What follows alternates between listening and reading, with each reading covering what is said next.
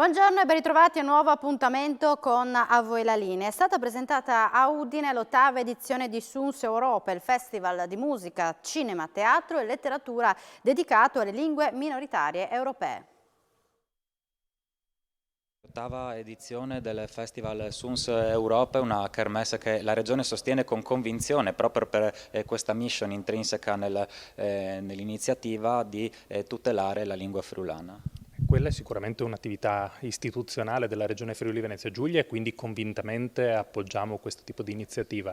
Ma questa è un'iniziativa che ha una valenza in più, è in grado di mettere insieme minoranze linguistiche sparse in giro per un po' per tutta Europa, facendole parlare a ritmo della musica, dell'arte e della cultura. Questa è la spinta in più che riesce a dare SUNS Europa, anche perché oltre a questo, oltre al far parlare, discutere col linguaggio universale della musica, come dicevamo prima, riesce ad avere anche un imprinting importante dal punto di vista turistico, perché fa conoscere il nostro territorio ancora meglio a chi magari non l'aveva conosciuto fino in fondo. Quindi ovviamente questo è il motivo per cui spingiamo su questa iniziativa, che peraltro ha avuto sulle 8 edizioni le ultime 2 ovviamente limitate per il Covid, quindi l'auspicio è che questa edizione possa svolgersi in piena serenità. È un festival importante che non comprende solo la musica ma anche altre forme artistiche, per cui noi lo sosteniamo come ARLEF, Agenzia Regionale per la Lingua Friulana, ormai da anni e continueremo a sostenerlo. Vediamo che c'è una particolare cura non solo per le lingue minoritarie che sono più conosciute, ma anche per le lingue minoritarie che magari possono essere così una curiosità, ma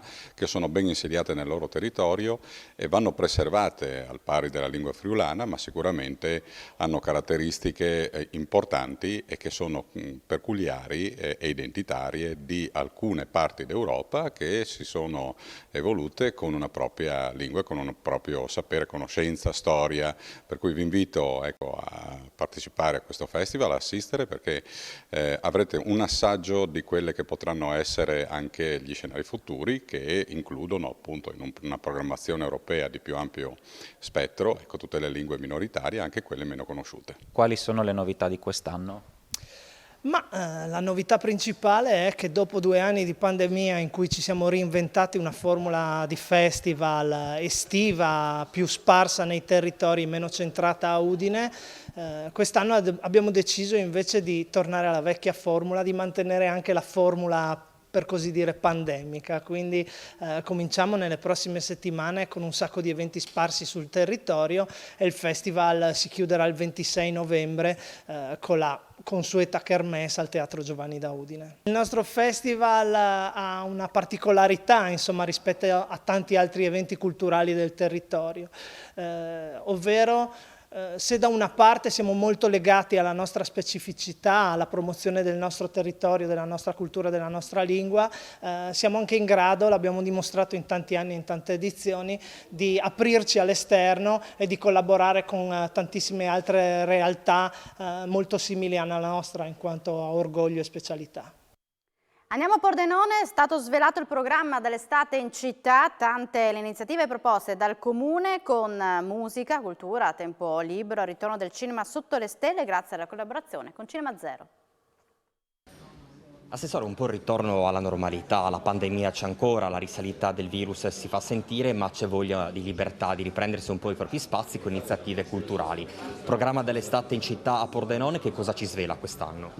Ci svela tantissime cose, musica, cultura, tempo libero e cinema. Cinema appunto con il Cinema sotto le stelle di Cinema Zero, sono 2 le novità di quest'anno per quanto riguarda le proiezioni all'aperto, e cioè il cambio di location, si passa in Largo San Giorgio, una piazzetta riqualificata, e ci sarà la gratuità, quindi un'importante novità.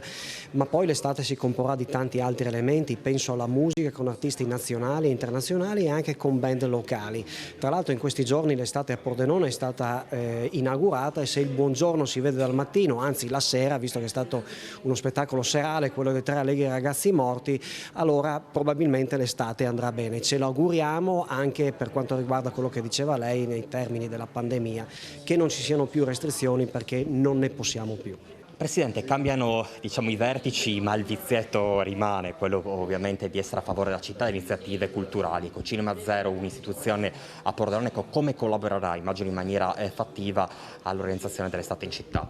Sì, assolutamente, siamo volentieri tra i grandi protagonisti di questa ricchissima estate che appunto nel caso di Cinema Zero in realtà si fa in 4. Avremo infatti ben 2 arene nel cuore della città, la prima, la più grande, è quella in Largo San Giorgio, sarà ad ingresso gratuito, sarà ricchissima di appuntamenti, ci terrà compagnia per tutto luglio ed agosto con più di 20 appuntamenti che saranno naturalmente come tradizione l'occasione per rivedere i grandi successi della stagione, ma anche per riscoprire alcuni film che hanno fatto la storia del cinema.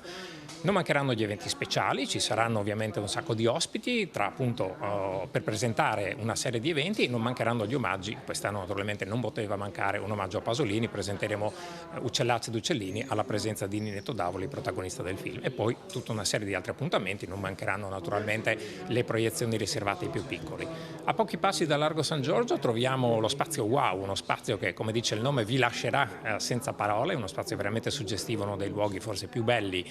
della città che ci piace valorizzare e su cui abbiamo iniziato un percorso già lo scorso anno che proseguirà anche quest'anno. E anche qui ci saranno una serie di appuntamenti, in questo caso focalizzati sul documentario. La proposta di Wow sarà infatti strettamente legata alla proposta del Pordenone Docs Fest, che è un'altra eccellenza di Cinema Zero. E sempre in questa sede, molto suggestiva appunto con i salici e questa situazione così un po' bucolica, si svolgerà anche FMK International Short Film Festival. Il festival è giunto ormai alla 18ª edizione, che da sempre dà spazio ai giovani registi e alla sperimentazione che ovviamente è connaturata insomma alla loro sensibilità. Chiudo in qualche maniera questa carrellata, questa proposta appunto dicevo molto ricca di Cinema Zero, gli appuntamenti di Cinema Divino che a partire da giovedì 23 giugno ci terranno compagnia per tutti i giovedì fino al 4 agosto, saranno 7 appuntamenti tra Friuli Venezia Giulia e Veneto che saranno l'occasione ovviamente per vedere dei bei film e per scoprire le eccellenze enogastronomiche del territorio. Viaggeremo infatti tra le più belle ville, cantine e ville venete appunto di Friuli Venezia Giulia e di Veneto. Noi siamo in chiusura, ma vi ricordo il prossimo appuntamento con l'informazione in diretta su Telefriuli a partire dalle 16:30. Grazie per l'attenzione e buona giornata.